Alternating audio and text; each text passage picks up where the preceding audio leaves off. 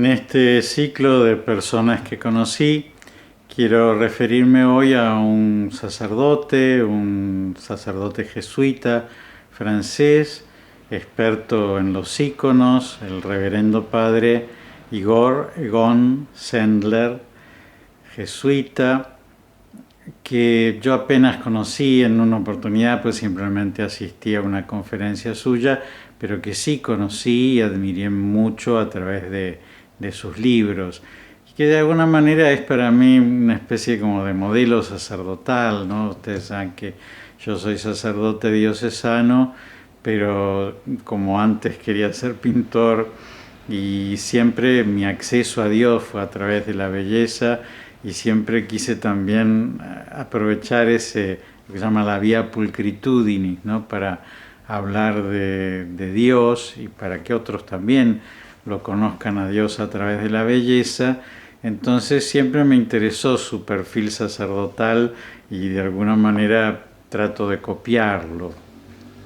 Bueno, ustedes saben que yo pinté desde chico. Cuando decidí la vocación sacerdotal, traté de hacer a instancias de mi director espiritual un diálogo entre el arte y la fe, y entonces pensé en hacer iluminaciones sobre pergamino, y así hice. Después conocí un poquito de elementos de restauración, sobre todo cuando hice el seminario en Toledo, en España, y aprendí la técnica del temple, que es un pigmento aglutinado con huevo y preservado con vino, y que es la técnica que se utiliza en los íconos. Pero yo no la aplicaba a los íconos, sino la aplicaba a la restauración de imágenes de bulto. Pero cuando volví a Argentina conocí a una mujer muy extraordinaria, muy querida, que se llama Magdalena Acuña de Armano, y que ella fue verdaderamente una pionera, ¿no? Es una mujer que vive, es una pionera en el mundo de la iconografía bizantina, del mundo de los íconos. Y entonces a través de ella y de su entusiasmo por el mundo iconográfico, empecé a utilizar esa técnica que yo aplicaba, ya les digo, a la restauración de imágenes, a esta pintura sobre una madera entelada, enyesada, para empezar a pintar íconos. Bueno, ella reconocía como sus dos mentores, como sus dos profesores que le habían enseñado, porque ella es una mujer muy de bucear ella misma, ¿no es cierto?, en lo que le interesa, así que muchos conocimientos lo tiene porque ella se procuró conocerla. Pero a María Cecilia Mascareñas de Boscovich, que era una iconógrafa argentina, que creo que es verdaderamente quien introdujo el mundo de los íconos en nuestra patria, y que de alguna manera es la profesora, la maestra que enseñó a los primeros alumnos, que después a su vez fundaron los talleres que hoy existen, que son muchos, curiosamente, ¿no? Es decir, siendo que nosotros tenemos una tradición católica y no una tradición ortodoxa. Y después el otro mentor que reconocía a Magdalena era Egon Sendler, justamente porque ella en dos oportunidades fue a Siracusa, a un centro Rusia cristiana, San Vladimir, en donde se tuvo como profesor a Egon Sendler, y en donde volvió muy interesada sobre las técnicas de pintura que él transmitía, y donde aprendió muchísimas cosas, entre otras algo que siempre me entusiasmaba mucho conocer, pero no tuvimos oportunidad, que es la técnica del fresco. Bueno, el padre Egon Sendler nació el 1 de agosto de 1923 y murió el 17 de marzo de 2014. Y fue un sacerdote católico de la orden jesuita, pero que podía celebrar, porque había sido ordenado de esta manera, en los dos ritos, ¿no es cierto? En el rito romano, que sería el que celebro yo, ¿no es cierto?, pero también en el rito oriental. Y fue un experto en pintura de íconos orientales, fue escritor, profesor, teólogo y artista, y se ganó verdaderamente el respeto de no solamente de los católicos, también de los orientales. Él nació en Silesia, pero es de familia alemana, y después de la Segunda Guerra Mundial tuvo que estar 3 años de cautiverio en Rusia. Así que evidentemente eso le dio un conocimiento del mundo ruso y también una experiencia de vida muy interesante. Su padre era director de una escuela y su madre era profesora de dibujo, y entonces de ella tomó este interés por el dibujo, y cuando murió su padre en 1937, él era una criatura, tenía solamente 14 años, las circunstancias económicas obligaron a la familia a mudarse a Breslavia. Ya les digo, durante la Segunda Guerra Mundial sirvió en el ejército, fue enviado al frente, en Bielorrusia fue herido de gravedad en otoño de 1944 y al salir del hospital fue enviado a Bohemia para tomar cursos de oficiales, pero fue allí donde se encontró con el frente del Ejército Rojo que avanzaba hacia Berlín, y como él era alemán fue arrestado con los demás y enviado por Praga y Dresde a la Unión Soviética. Mientras lo transportaban, fíjense qué historia, contrajo tifus y finalmente terminó en un campo de prisioneros de guerra alemanes en la región de Cherepovets, en el norte de Rusia.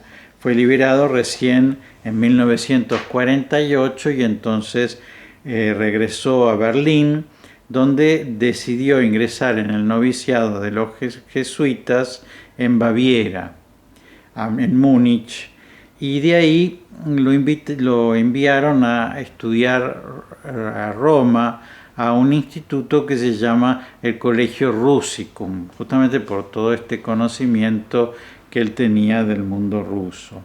Bueno, el Rusicum es un pontificio colegio ruso que se llama Santa Teresita del Niño Jesús, curiosamente.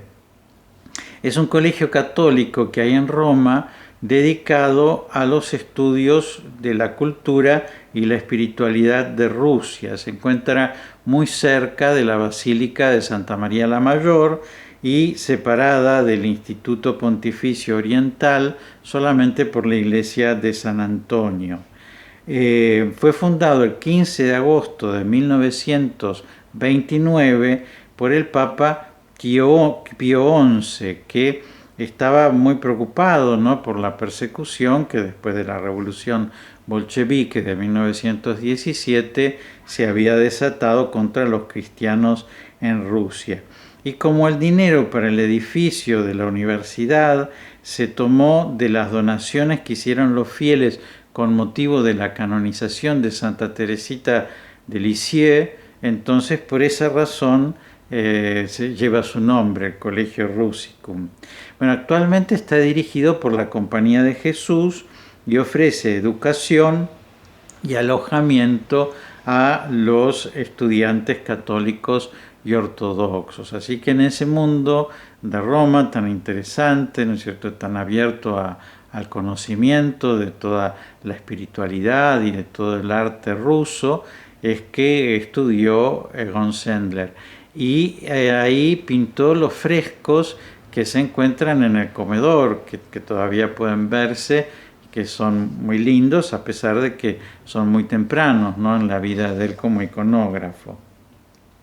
Después fue enviado a París, donde continuó sus estudios de arte bizantino. Ustedes saben que cuando fue la Revolución Rusa hubo una gran inmigración rusa a Francia, particularmente a París, ¿no es cierto? Y por eso, por ejemplo, hay una iglesia rusa en París. Y en 1956 fue ordenado sacerdote según el rito bizantino. Él hablaba con fluidez, ¿no es cierto?, el francés, el ruso, el alemán, el italiano y el polaco. Y entonces en 1959 se lo manda al Colegio Saint-Georges de Meudon, Francia, que es un colegio en donde se recibían internados de la inmigración rusa.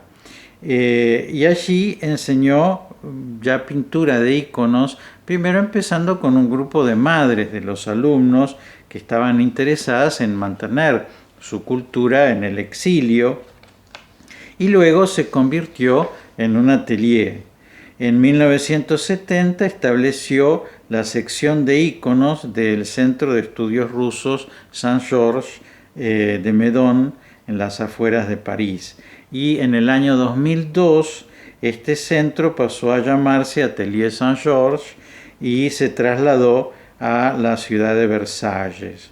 Ofrece talleres para pintores de iconos principiantes y avanzados, y durante más de 30 años dio muchos talleres en muchos lugares del mundo, por ejemplo, como les digo, en Siracusa, en el sur de Italia, en donde estudió Magdalena Acuña, y también, por ejemplo, en Seriati, en Bérgamo, en donde actualmente también existe un centro de Rusia cristiana, que él fue uno de los fundadores. Bueno, también dirigía muchas peregrinaciones a Rusia, a Grecia, a Chipre, porque claro, tan especialista en el mundo de los iconos, podía, ustedes saben que nosotros decimos escribir un icono en vez de pintar, y decimos leer un icono en vez de contemplarlo, porque es un lenguaje, ¿no? Es decir, lo que dice el Evangelio está contado, pero no con palabras, sino con colores, con formas, con gestos, y entonces es lindo ver esos iconos y aprender a leerlos con alguien que conozca ese lenguaje. Bueno, a pedido del jefe del centro, Vladimir Soloviev, de la Universidad del Centro Ruso de Fordham en Nueva York, Sendler comenzó a reunir una colección de diapositivas sobre los iconos que tiene la Iglesia Católica.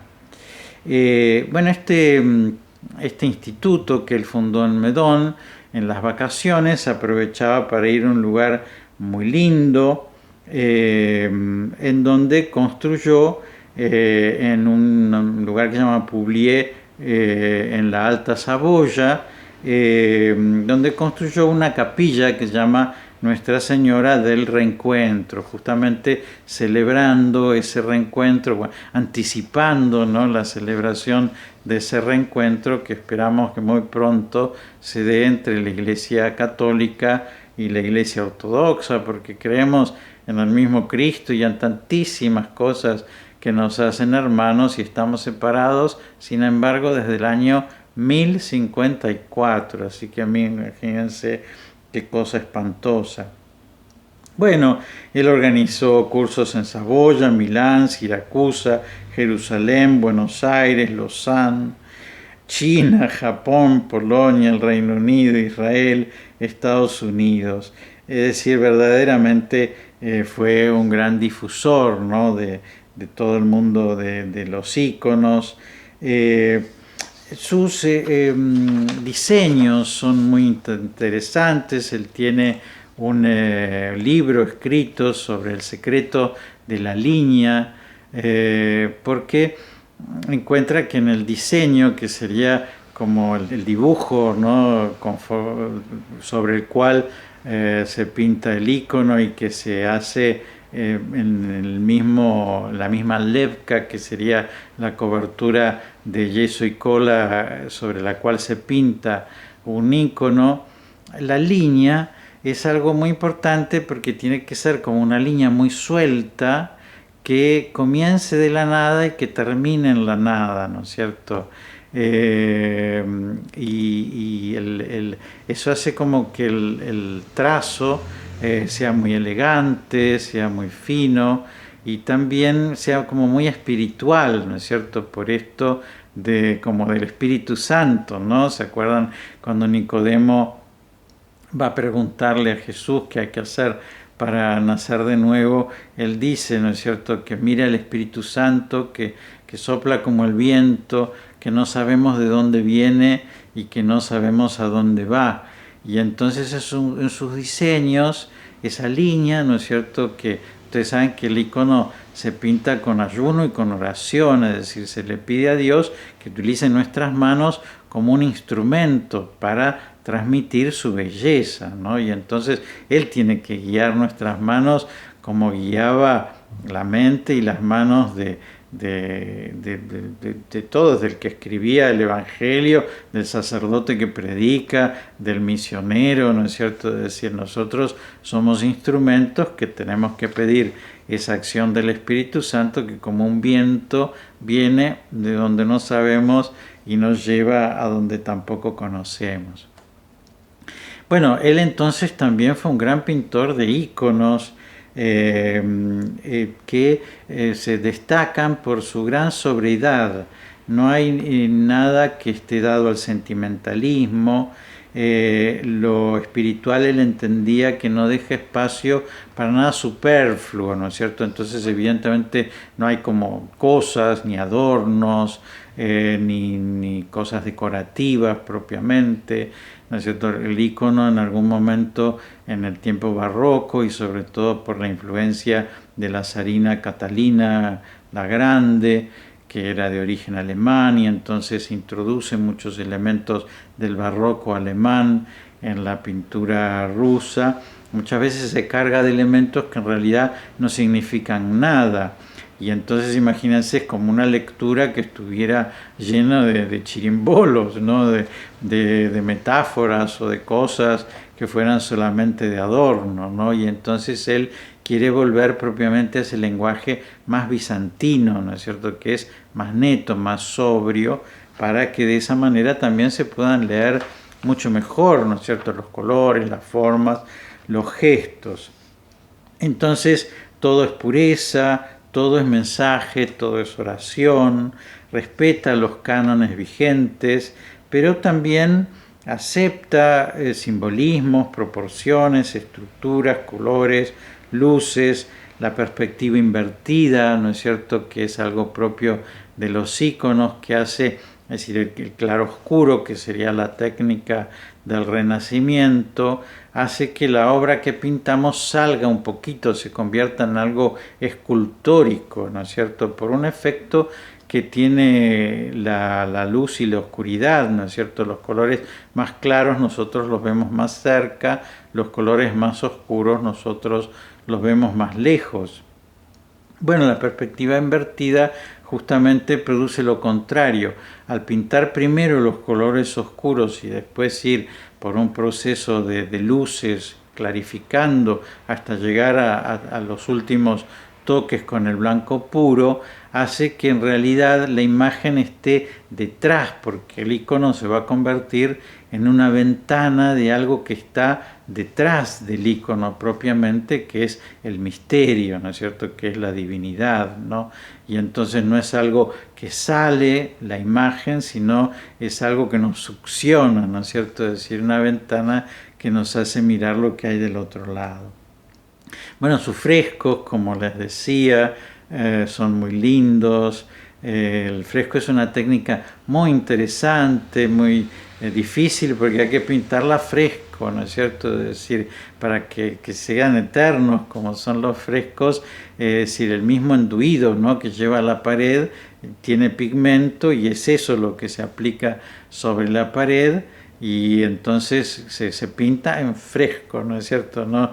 El enduido que se pone sobre la pared es la misma pintura, ¿no? Así que es un procedimiento que supone mucha rapidez, se pintan grandes superficies en poco tiempo y entonces hay que tener una gran destreza para saber hacerlo bien. Muchas veces la gente piensa que el fresco es una pintura que hacemos sobre la pared, pero en realidad eso tendría muy mala vejez, ¿no es cierto? Porque las paredes respiran, ¿no es cierto? Necesitan respirar. Entonces, si pintáramos encima de una pared, muy pronto, ¿no es cierto?, la misma respiración de la pared o la misma humedad que puede tener la pared terminaría destruyendo esa pintura. Bueno, sus frescos se encuentran en iglesias de los Estados Unidos, Alemania, Roma, Sicilia, París, el Líbano. Tienen una vocación particular, presagiando la vida futura en plenitud. Son una presencia de la iglesia rezando, la unión de la iglesia de la tierra y del cielo. Vieron que nosotros creemos que hay una iglesia peregrinante, que somos nosotros, hay una iglesia purgante, que es la iglesia que está en el purgatorio, y hay una iglesia triunfante, ¿no?, que está en el cielo, pero en realidad un día todo va a ser la iglesia triunfante, ¿no? Y entonces él en esos frescos lo que celebra es esa iglesia triunfante, ¿no?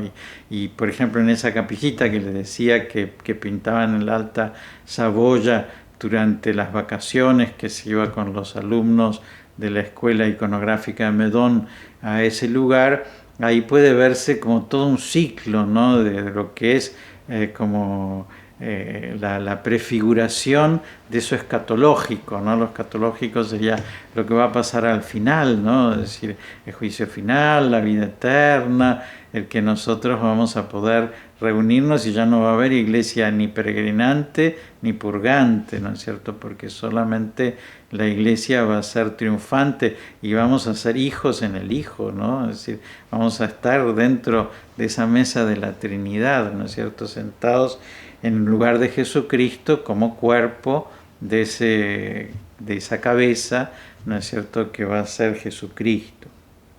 Bueno, él escribió varios libros sobre íconos, todos son sumamente interesantes. Me parece el más interesante es el que llama El ícono, imagen de lo invisible, que es del año 1981. Digo que es el más interesante porque me parece que es el más abarcativo.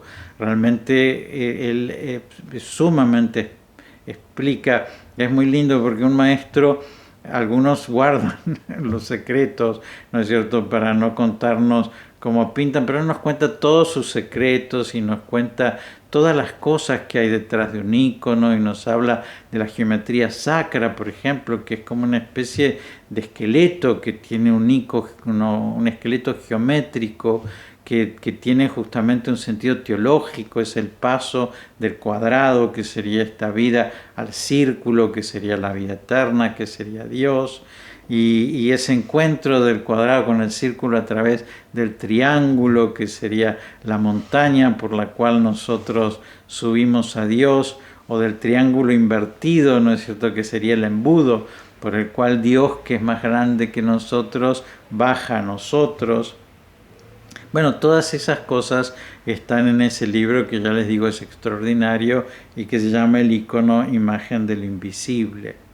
Después hay otro ícono sobre los íconos bizantinos, otro libro sobre los íconos bizantinos de la Madre de Dios, que lo escribió en 1992. Es muy interesante para nosotros que decimos la Virgen del Carmen, la Virgen de Lourdes, la Virgen de Fátima, y que en general cuando hablamos de las distintas advocaciones nos referimos a distintas historias de apariciones o de devociones que hay a la Virgen María.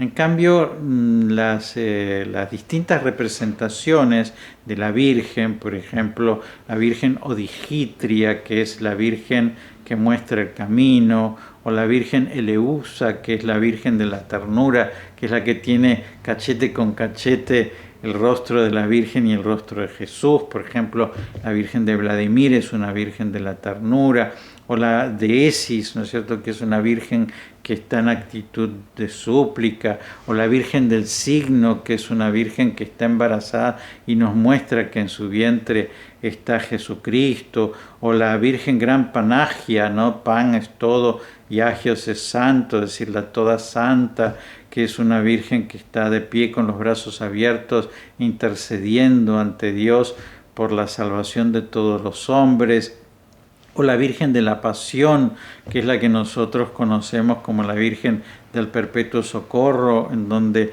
hay dos angelitos que le están mostrando, el ángel Gabriel y el ángel Miguel, a Jesús los instrumentos de la pasión, y Jesús se asusta tanto que pierde una sandalia y entonces se agarra con las dos manos fuertemente de la mano de la Virgen, y la Virgen lo agarra con la otra mano de la cola para que Jesús no se caiga. Bueno, todos esos iconos tienen una lectura muy especial, es decir, todos esos iconos no se refieren a apariciones de la Virgen o a devociones de la Virgen, sino se refieren a lo que nosotros creemos sobre la Madre de Dios, ¿no es cierto? Ella es la que nos muestra el camino, ella tiene una especial relación de ternura con su Hijo y con cada uno de nosotros, o ella es la que está intercediendo constantemente por nosotros en la vida eterna.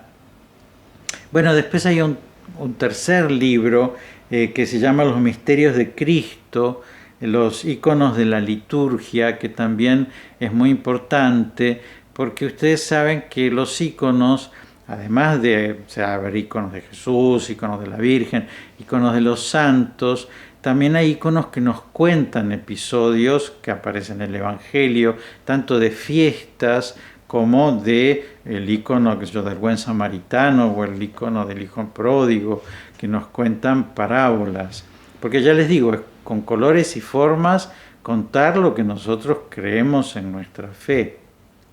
Entonces, hay 12 iconos litúrgicos que serían 12 iconos que nos cuentan en un ciclo desde el nacimiento de la Virgen María hasta Pentecostés, ¿no es cierto? Hasta la dormición de la Virgen María propiamente, todo lo que pasa, ¿no es cierto?, en la vida de la Virgen y en la vida de Jesús. Y entonces en ese libro nos enseña a leer estas cosas. Y después está el libro sobre el secreto de la línea, ¿no es cierto?, que es esto que les digo sobre los diseños, ¿no? Un libro en donde nos muestra distintos diseños de Jesús, del Pantocrátor, de la Virgen, ¿no es cierto?, de los santos, en donde nosotros podemos aprender ese trazo. Por eso, qué lindo, él ha fallecido, pero nos ha dejado muchísimos instrumentos por los cuales nosotros aún ahora podemos seguir conociéndolo. Bueno, él nos enseña, porque la gran preocupación de él, imagínense, ¿no es cierto?, un hombre de origen alemán, pero que tiene que estar durante 3 años en un campo de concentración en Rusia, un jesuita, pero que estudia en el Russicum, que va destinado a Francia, pero a un colegio internado en donde están los hijos de los rusos que se escaparon de Rusia, pero que quieren seguir con sus tradiciones en Francia. Entonces el gran tema de él es la unión, ¿no es cierto? Y esa unión que muchas veces es difícil y que muchas veces en la teología es difícil, porque entonces nosotros pensamos esto y ellos piensan esto, nosotros decimos tal cosa y ellos dicen tal otra. En el arte, evidentemente, es un lugar en donde nosotros podemos encontrar mucha comunión y en donde podemos encontrar fuentes muy interesantes en lo que piensa el otro para nosotros enriquecernos, ¿no? Y entonces él decía, el arte religioso occidental, es decir, el nuestro, el romano, indiscutiblemente tiene contenido dogmático y tiene sus raíces en la Sagrada Escritura y la tradición. Sin embargo, en sus formas y técnicas se basa en gran medida en el arte de una época u otra. Porque así es, ¿no es cierto? El arte, después del periodo gótico, en donde se rompe con la tradición bizantina y viene esta nueva tradición del Renacimiento, el arte nuestro, el arte católico, sigue los vaivenes del mundo. Entonces va a ser barroco, va a ser neoclásico, va a ser romántico, bueno, va a ir tomando distintos aspectos hasta propiamente el arte nuestro actual, que es un problema, ¿no es cierto? Porque cuando tratamos de aplicar los principios de las distintas vanguardias artísticas de nuestro tiempo al mundo sacro, nos es muy difícil y hacemos algunas veces unas cosas que quizás estéticamente puedan ser lindas, pero a uno no le puede rezar un Cristo que sea una cosa horrorosa o a una Virgen que sea abstracta, ¿no es cierto? Es decir, en cambio eso no pasó en Oriente.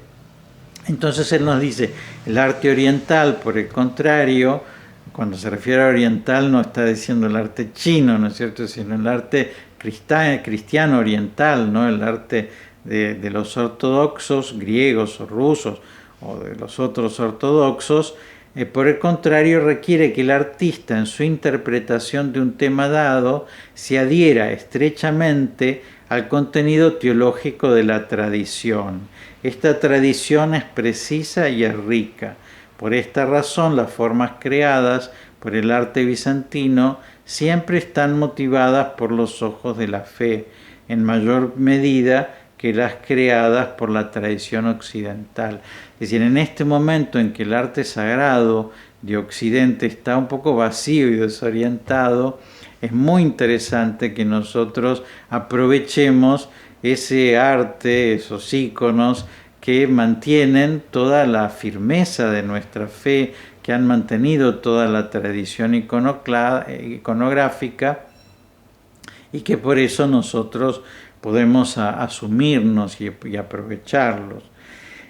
Bueno, en uno de esos viajes que les digo que él tuvo por todo el mundo, vino a Buenos Aires, dio un curso y dio una conferencia. En esa conferencia tuve oportunidad de conocerlo y tuve oportunidad de contarle, ¿no es cierto?, mis intereses y de él contarme los suyos, que eran muy comunes, ¿no es cierto?, porque los dos teníamos este interés por la pintura. Él lo había heredado de su madre, yo es algo que lo tengo innato, ¿no es cierto?, es decir, mío, siempre quise ser pintor, pero después ese mundo, ¿no es cierto?, en el cual él vivió tan unido entre Oriente y Occidente, yo nada que ver tampoco, ¿no es cierto?, pero el Papa Juan Pablo II en Ecclesia in America, que es la exhortación posinodal que se escribió sobre el sínodo de la Iglesia en América, dice que algunas veces esa unión,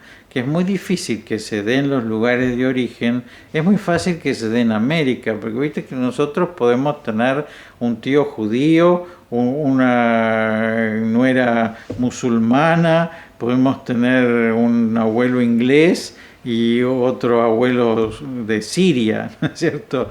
Y entonces para nosotros todos esos conflictos que en sus lugares son muy difíciles, imagínense a un israelita hablando con un palestino, ¿no es cierto?, esos mismos conflictos entre nosotros no son tan terribles, son bastante más fáciles de resolver, y por eso hay un diálogo ecuménico que es muy interesante, que no se dé en donde están los conflictos, sino que, por ejemplo, se dé en nuestra patria, ¿no es cierto?, en la Argentina, un país en donde somos hijos de los barcos, ¿no es cierto?, y en donde nosotros tenemos una comunión pacífica de tantas razas, de tantos credos, de tantas formas de ver las cosas, que es un buen caldo, ¿no es cierto?, para que se dé esa comunión.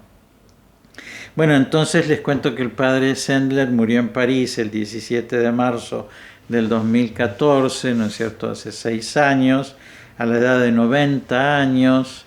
Su funeral fue muy emotivo porque había mucha gente que había aprendido a conocerlo a Dios a través de este camino, del camino de la belleza, ¿no es cierto? Y entonces iba a agradecerle su paternidad, ¿no es cierto?, el que él a través de este camino propio, enseñándolo, ¿no es cierto?, había podido llevar a otras personas. Y son muchísimos